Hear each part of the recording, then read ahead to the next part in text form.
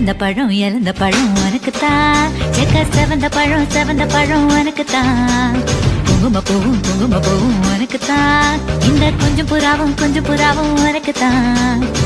பால் பழம் உனக்குத்தான். பாயாசமும் உனக்குத்தான்.